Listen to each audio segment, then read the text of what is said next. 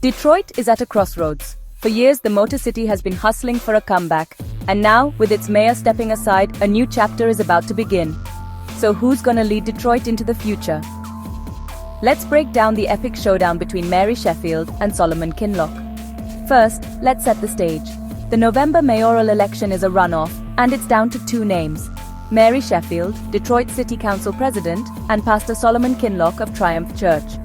These two came out on top in the August primary, but they couldn't be more different in style, story, and what they promise for Detroit's future.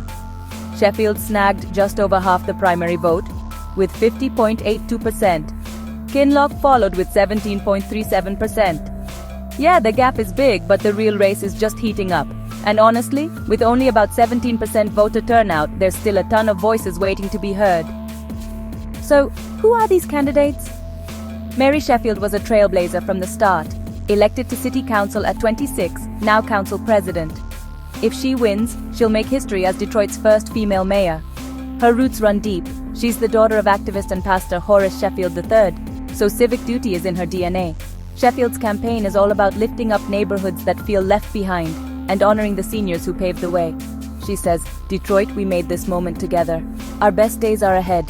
She's betting her legacy on that optimism, on the belief that Detroit can rise together, every single block at a time. Now let's talk about Solomon Kinloch. He's a different kind of leader, a pastor who's spent nearly 3 decades guiding one of Detroit's largest churches, with over 40,000 members.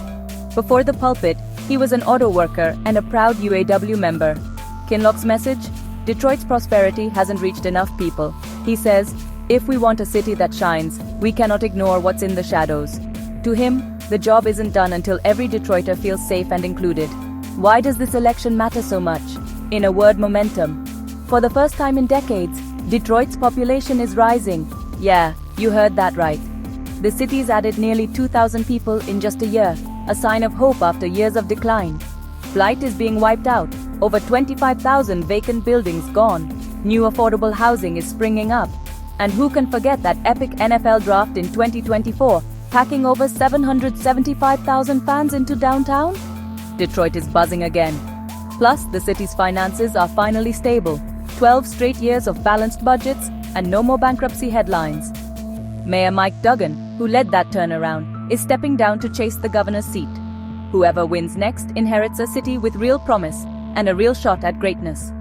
So this November, Detroit faces a choice: a council president with deep city roots, ready to break glass ceilings and double down on progress, or a pastor with grassroots power, promising to reach those still waiting for the comeback to hit home.